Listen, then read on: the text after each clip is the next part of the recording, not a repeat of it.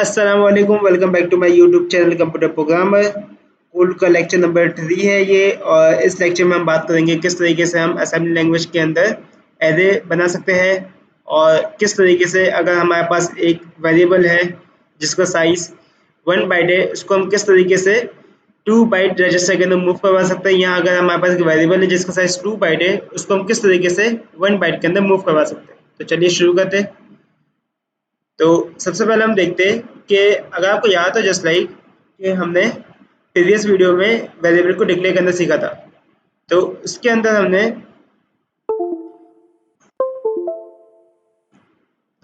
एक है ना, हमारे पास सिंटैक्स था कि सबसे पहले हम वेरिएबल को डिक्लेयर करते थे, फिर उसके डेटा टाइप होती थी, फिर इसके बाद वेरिएबल का नाम। सो यहाँ पर भी हम एग्जैक्ट सेम है ना, एरे डिक्लेयर करते वही करते हैं कि सबसे पहले हम एरे जो बना रहे हैं उसके वेरिएबल का नाम लिखेंगे, जस्ट लाइक मैंने यहाँ पे लिखा है एरे बी। फिर इसकी डेटा टाइप हमारे पास क्या है, बाइट। सही है। और फिर जितने भी एलिमेंट है ना उस एरे के, जस्ट लाइक के 10 20 30 40 50, उसको हम पे लिख सकते हैं। सही है। इसी तरीके से यहाँ पर मैं एक दूसरा एरे बनाया हुआ है, एरे डब्ल्यू के नाम से, जिसका जो डेटा टाइप है वो है वर्ड। सही है। और इसके एलिमेंट है 100 200 300। और अब अगर मुझे है ना एक्सेस करना है कोई सा भी एलिमेंट, या कोई से भी एलिमेंट को मैं मूव करवाना है रजिस्टर के अंदर, सो हमने प्रीवियस वीडियो के अंदर एक मूव की कमांड भी पढ़ी थी, जिसके अंदर ना, जिसके ज़रिए हम क्या कर रहे थे कि किसी भी रजिस्टर के अंदर कोई भी वेरिएबल के वैल्यूज को मूव करवा रहे थे। जस्ट लाइक कि अगर हमने ना यहाँ पे लिखते थे मूव ई एक्स कॉमा वाल। सो क्या होता था इससे कि वाल की जो भी वैल्यू होती थी ना, जस्ट लाइक वाल की वैल्यू अगर 9 होगी, सो वो ई एक्स के अंदर मूव कर जाती थी वो वैल्यू। सो इसी तरीके से अगर हमें यहाँ पर है ना एरे की है ना वैल्यूज को मूव करवाना है, तो हम क्या करेंगे कि move A L comma array B. So इससे होगा क्या, जो एरे बी का जो फर्स्ट एलिमेंट है ना, यानी कि 10, वो हमारे पास मूव हो जाएगा ए एल के अंदर। सही है। लेकिन अगर हमें सेकंड एलिमेंट जो एरे बी का है यानी कि 20, उसको मूव करवाना है, तो हम क्या करेंगे कि मूव ए एल कॉमा, हम एक स्क्वायर ब्रैकेट लगाएंगे, उसके अंदर लिखेंगे एरे बी प्लस 1 और ब्रैकेट क्लोज। सो इससे होगा क्या, ए एल के अंदर आ जाएगी 20 वैल्यू। अच्छा, हमने यहाँ पर एरे बी प्लस 1 इसलिए किया क्योंकि हमें पता है जो एरे बी है उसका डेटा टाइप क्या है, बाइट। और बाइट को बाइट इसलिए कहते हैं क्योंकि उसका जो साइज है वो क्या होता है, 1 बाइट। इसलिए हमने यहाँ पर +1 किया। अब अगर हमें है ना, हम यहाँ पे देख सकते हैं जस्ट लाइक जो सेकंड हमने यहाँ पे वेरिएबल बनाया है एरे डब्ल्यू के नाम से, उसके अंदर अगर हम देखिए उसका हमें सेकंड एलिमेंट अगर एक्सेस करना है जो कि 200। सो हम यहाँ पे देख सकते हैं कि हमने क्या किया, एरे डब्ल्यू +2। अब +2 क्यों किया, क्योंकि हमें मालूम है कि जो एरे डब्ल्यू है उसका डेटा टाइप है वर्ड, और वर्ड हमारे पास वर्ड का साइज क्या होता है, 2 बाइट, इसलिए हमने यहाँ पर +2 किया।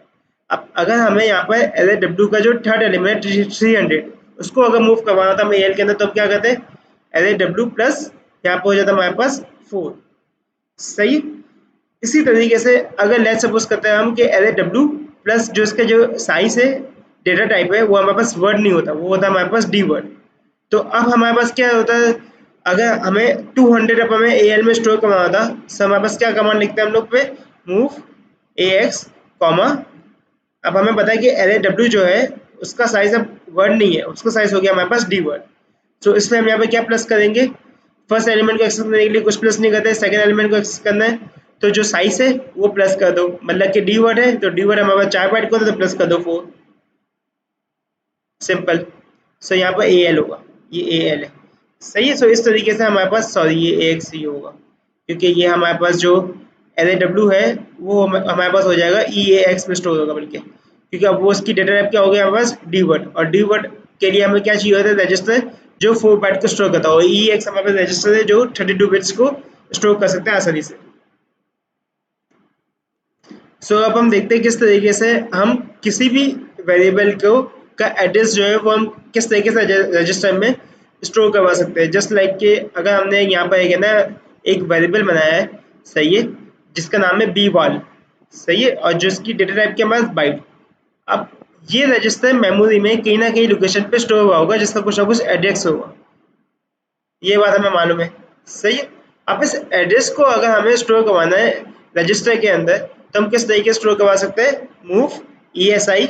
सही है। रजिस्टर का नाम ऑफसेट बी वाल। सो ऑफसेट लिखने से क्या होगा कि बी वाल की जो है ना एड्रेस होगा ना, जो मेमोरी के अंदर स्टोर हुआ होगा जिस एड्रेस पे बी वाल हमारे पास वेरिएबल, वो हमारे पास आ जाएगा ESI रजिस्टर के अंदर।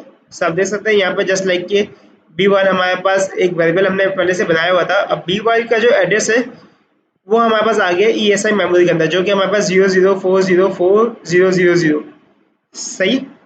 अब इसी तरीके से हम यहाँ पे देख सकते हैं कि हमने 3-4 और वेरिएबल्स बनाए हुए जिसकी अलग अलग डेटा टाइप है, जस्ट लाइक कि डब्ल्यू वाल बनाया जिसकी डेटा टाइप के हमारे पास वर्ड, डी वाल एक है जिसकी डेटा टाइप के डी वर्ड। तो अब इनके अगर हम ना सपोज कर लेते हैं कि लेट सपोज कर लेते हैं कि यहाँ पे मैं एक स्टैक बना रहा हूँ। अगर लेट सपोज करें कि 400 लोकेशन पे हमारे पास स्टोर है B1। सही।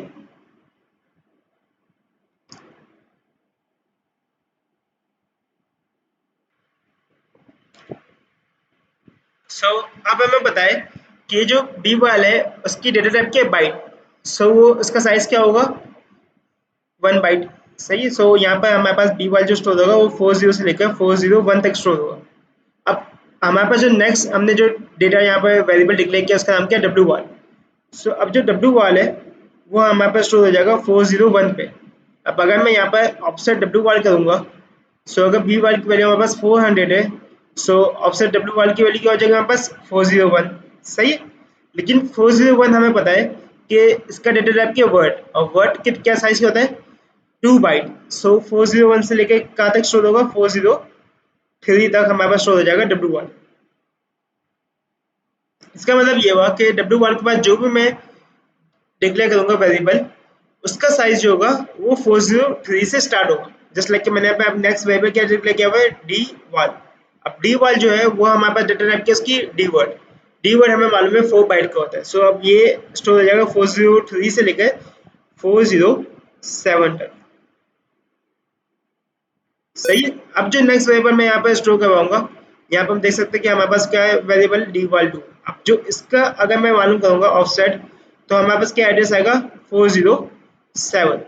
जस्ट लाइक कि हम यहाँ पर भी देख सकते हैं कि हमने ESI के अंदर सबसे पहले बी वाल स्टोर करवाया तो हमारे पास एड्रेस क्या आया, लास्ट हम 2 डिजिट को देखते हैं तो 00 था। सही है। पे हमने डब्ल्यू वाल स्टोर करवाया तो हमारे पास आया 01, क्योंकि बी वाल की वैल्यू क्या थी 1 बाइट। पे इसके बाद हमने डी वाल स्टोर करवाया तो हमारे पास 03, क्यों डब्ल्यू वाल की वैल्यू क्या थी हमारे पास 2 बाइट, और बी वाले की वैल्यू थी हमारे पास 1 बाइट। फिर हमने क्या किया, फिर डी वाल 2 स्टोर करवाया तो हमारे पास वैल्यू आई 4007, क्योंकि डी वाल की वैल्यू क्या थी 4 बाइट। सिंपल। आई होप कि यहाँ तक आपको समझ में आ गया होगा। अब हम पढ़ते हैं पीटीआर ऑपरेटर के बारे में। पीटीआर ऑपरेटर किस चीज़ के काम आता है कि जब हमें कोई ऐसा वेरिएबल है, जस्ट लाइक कि हमारे पास वेरिएबल है एक जिसकी जो डेटा टाइप है हमारे पास वो है बाइट। सही है। अब हमें मालूम है कि जो रजिस्टर है वो होते हैं इसके, एक AL होता है और एक हमारे पास होता है AH। और भी बहुत सारे रजिस्टर होते हैं जिसके अंदर हम स्टोर करवा सकते हैं इस वेरिएबल की वैल्यूज को जिसकी डेटा टाइप की हमारे पास बाइट। सही है। लेकिन अब मैं चाह रहा हूँ कि जो ये जो बाइट डेटा टाइप है इसको मैं स्टोर करवाऊँ एक रजिस्टर के अंदर। पीटीआर ऑपरेटर मुझे ना ये करने की इजाज़त देता है। जस्ट लाइक कि अगर मैं यहाँ पर मैंने एक ना डेटा टाइप बनाई हुई है माई डबल डी वर्ड के नाम से। सही है? और अब मैं चाह रहा हूँ कि डी वर्ड हमारे पास डेटा टाइप है। अब वैसे तो डी वर्ड हमारे पास स्टोर होता है वो EAX में हम स्टोर कर सकते हैं इसकी वैल्यू को EBX में। सही है? लेकिन अब मैं चाह रहा हूँ कि इस डेटा टाइप को अब एक मैं ना एक ऐसे रजिस्टर में स्टोर करवाऊँ जिसका साइज कम है, जस्ट लाइक कि एक AX रजिस्टर। सही है। अब यहाँ पर अगर मैं डायरेक्ट ना मूव की कमांड लिखूँ मूव AX कॉमा माई डबल, हमारे पास एरर आ जाएगा। एरर क्यों आएगा, क्योंकि माई डबल का जो डेटा टाइप वो डीवर्ड है जो होता है 4 बाइट का, और AX रजिस्टर है वो 2 बाइट तक स्टोर कर सकते हैं वैल्यूज को। तो अब हम क्या करेंगे कि मूव AX कॉमा, अब जो डेटा टाइप है हमारे पास जिसमें हम लाना चाह रहे हैं जस्ट लाइक कि डीवर्ड से हम किस में कन्वर्ट करना चाह रहे हैं इसको वर्ड में। वर्ड PTR और वेरिएबल का नाम जो कि हमारे पास माई डबल। इससे होगा क्या, जो लोअर वैल्यू है ना डी वर्ड की वो हमारे स्टोर हो जाएगी। लोअर वैल्यू कौन सी होगी, ये वाली 5678। ये स्टोर हो जाएगी सबसे पहले जाके AX के अंदर। अब अगर मैं चाह रहा हूँ कि मैं 5678 को एक्सेस नहीं करूँ, मैं 1234 को स्टोर करूँ, क्या मेरे पास हो जाएगा move DX comma word PTR माई डबल +2। +2 करने से क्या होगा कि अब मेरे पास 5678 एक्सेस नहीं होगा, 1234 हम एक्सेस कर सकते हैं। क्यों, जो वर्ड की जो हमारे पास साइज है वो होता है 2 बाइट, इसलिए हमने +2 कर दिया, जिस तरीके से मैं आपको ऊपर ही बताया। लेकिन हम है ना पीटीआर की ऑपरेटर से सिर्फ हम ये नहीं कर सकते कि डी वर्ड से हम है ना इसको है ना वर्ड में कन्वर्ट करें। हम इसके अलावा ये भी कर सकते हैं कि हम वर्ड का कोई हमारे पास है ना वेरिएबल है और हम इसको डी वर्ड के रजिस्टर में स्टोर करवा सकते हैं। किस तरीके से करवा सकते हैं अभी हम आगे चल के देखते हैं। सो यहाँ पर जस्ट लाइक आप देख रहे हैं कि हमारे पास एक वर्ड लिस्ट है जिसकी डेटा टाइप वर्ड है, सही है। अब हमने यहाँ पे एक एरे बनाया हुआ है जिसके पास दो एलिमेंट्स है, एक है 5 6 7 8 और एक है 1 2 3 4। अब हमने क्या किया, मूव ई एक्स में हमने स्टोर करवाया इसको, और हमें किस डेटा टाइप में मूव करना था, वर्ड से डी वर्ड की तरफ। तो हमने यहाँ पे लिखा डी वर्ड पीडीआर और उस वेरिएबल का नाम जिसको मूव करना था वर्ड लिस्ट। सब हुआ क्या, सबसे पहले हमारे पास 5 6 7 8 स्टोर हो गया जाके लोअर बाइट में। तो मैं यहाँ पे एक डायग्राम मैंने बनाई हुई है, सो इससे अच्छी तरीके से समझ आ जाएगा। सबसे पहले क्या होगा कि 5 6 7 हमारे पास स्टोर हो जाएगा जाके जो ई एक्स का सबसे जो लोअर हिस्सा है उस पर जाके स्टोर हो जाएगा, मतलब कि यहाँ पर। फिर इसके बाद क्या होगा कि 1 2 3 4 पे एक्सेस होगा। फिर 1 2 3 4 कहाँ जाके स्टोर हो जाएगा, हमारे पास अपर बाइट में। सो 1 2 3 4। तो जब मैं मूव ई एक्स करने के बाद है ना, यहाँ पर अगर मैं ई एक्स की वैल्यू चेक करूंगा, सो मेरे पास आंसर कुछ इस तरीके से आएगा। सबसे पहले मेरे पास 1 2 3 4 शो होगा, फिर 5 6 7 8 शो होगा, सही है। सो इससे कंफ्यूज नहीं होना ज़्यादा, ये बस सिंपल ये है कि सबसे पहले जो हमारे पास एलिमेंट है वो हमेशा लोअर बाइट में जाके स्टोर होता है, सही है। सो हम यहाँ पर जैसे ई एक्स के जो लोअर हिस्सा है उसमें सबसे पहले जाके वैल्यू स्टोर होगी, फिर जो हमारे पास ऊपर वाला हिस्सा है उस पर वैल्यू जाके स्टोर होगी।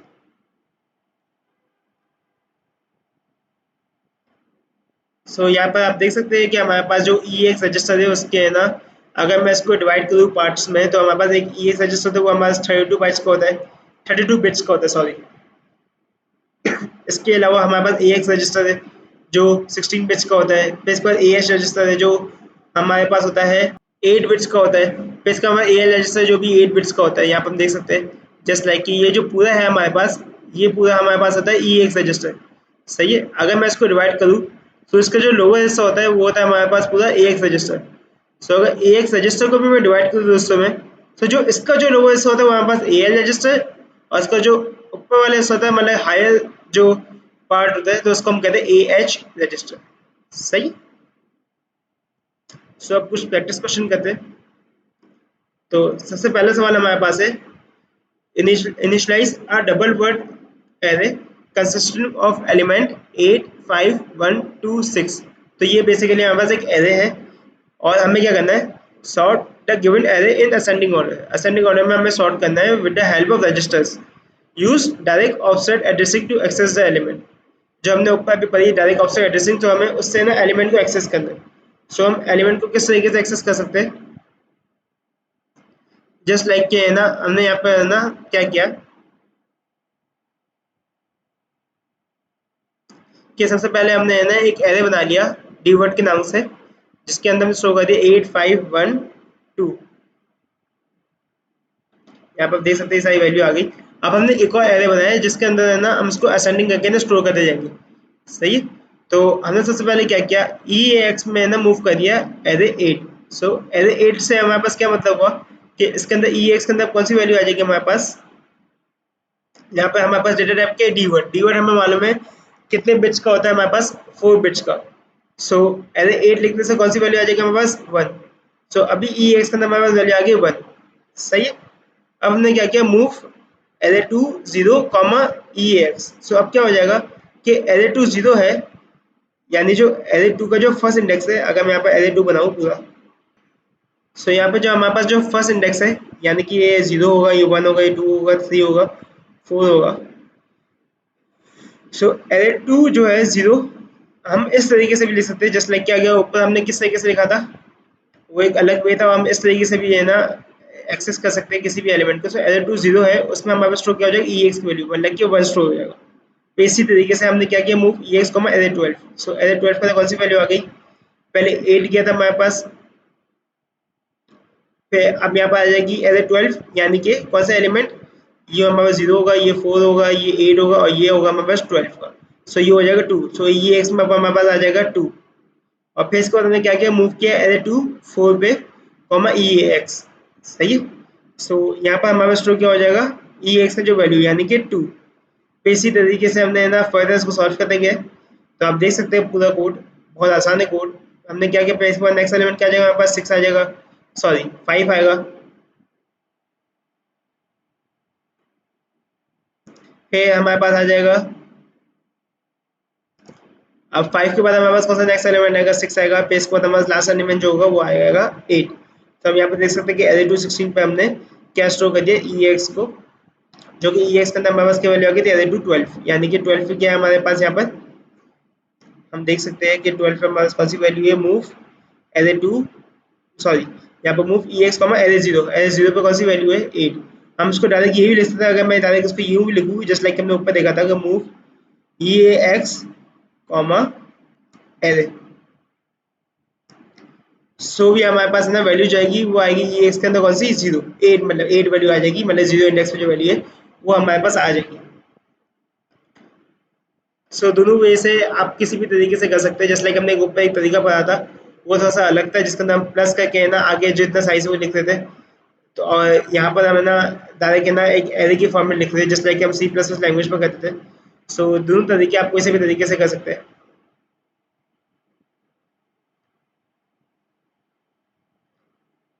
अभी नेक्स्ट क्वेश्चन हमारे पास है वो है use the following array declaration. हमारे पास बेसिकली हमें चार तीन एरे बनाने हैं। पहले हमारे पास जिसकी डिटेल है बाइट है, पे वर्ड है, पे डी वर्ड है, और इसके अलावा हमें क्या करना है, तीन सम्स लेने हैं।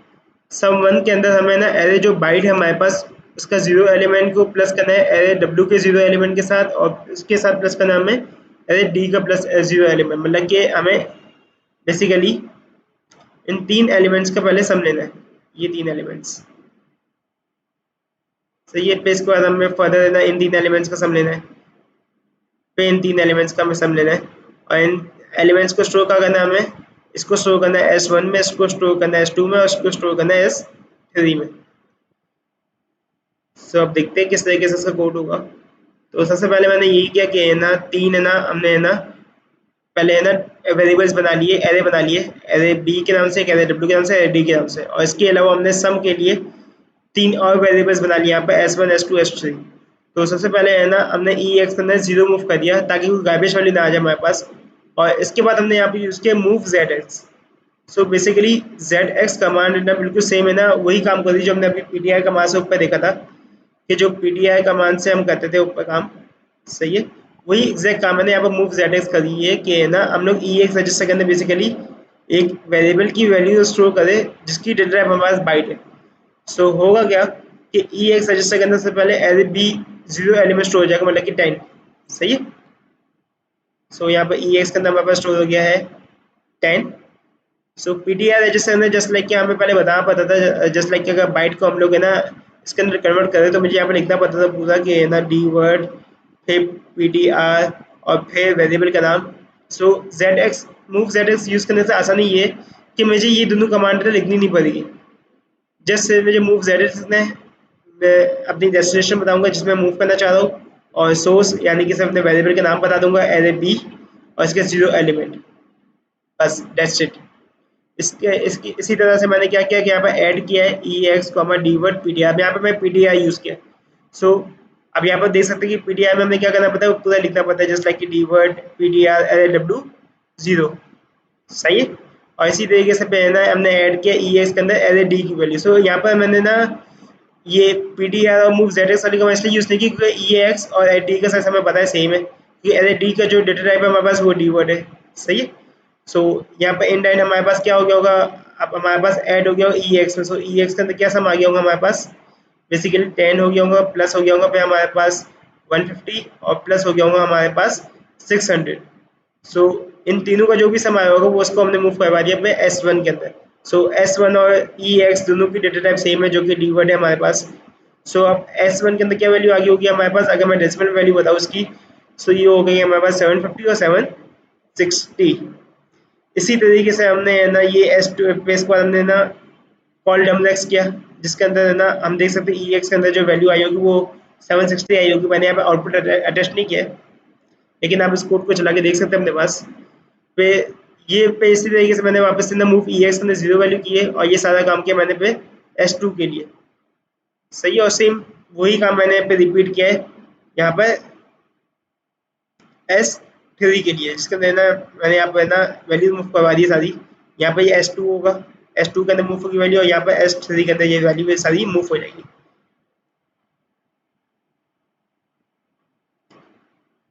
सो अब चलते हैं नेक्स्ट सवाल की तरफ। नेक्स्ट सवाल हमारे पास है initialize two array, array 1 byte, सही है, एरे 2 भी हमारे पास एक बाइट का एरे, और copy the element of array 1 into the array 2 in reverse order using either indirect addressing और डायरेक्ट ऑफसेट एड्रेसिंग।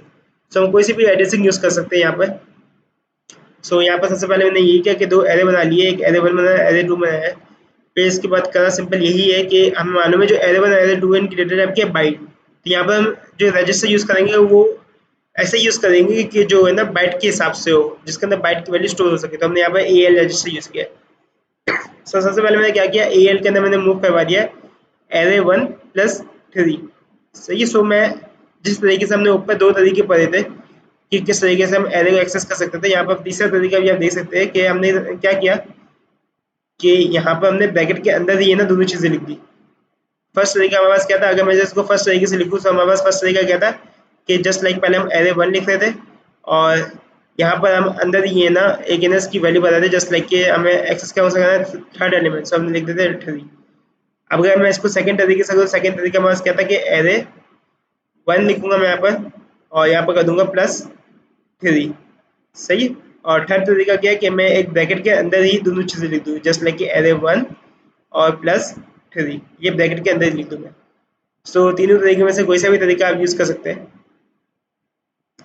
फिर हमने इसके बाद क्या किया कि मूव किया एरे 2 के अंदर 0 AL। सो अब AL के अंदर जो हमारे पास वैल्यू आ गई थी वो क्या आ गई थी कि हमने जब एरे 1 + 3 किया तो हमारे पास वैल्यू आ गई थी 40, सही है। सो अभी AL के अंदर क्या वैल्यू हमारे पास 40, तो हमने जब 40 जो वैल्यू थी उसको हमने मूव किया एरे 2 के अंदर। सो अगर एरे 2 में यहाँ पर बनाऊँ तो एरे 2 के अंदर सबसे पहली वैल्यू क्या आ गई होगी हमारे पास 40 आ गई होगी, क्योंकि हमें रिवर्स मूव करवाना है। तो यही कमांड है ना हमने चलाई, फिर इसका ना हमने +2 किया यहाँ पर। सो अब AL की वैल्यू क्या होगी यहाँ पर अपडेट हो गया हमारे पास, मैं यहीं पर लिख देता हूँ। सो AL की जो न्यू वैल्यू आएगी वो हमारे 30 आई होगी, फिर एरे 2 के अंदर हमने स्टोर कर दी होंगी ये वैल्यू को। सो एरे 2 की जो फर्स्ट लोकेशन पर हमने वैल्यू को स्टोर किया, सो यहाँ पर आ गई होगी हमारे पास 30। फिर सेम हमने क्या किया यहाँ पर कि AL के अंदर मूव कर दी जो एरे 1 + 1 की, तो 20 आ गई होगी वैल्यू, और इसको हमने एरे 2 की जो सेकंड लोकेशन है उस पर मूव किया, यानी कि अगर ये 0 है ये फर्स्ट 1 है तो ये सेकंड इंडेक्स पर मूव किया।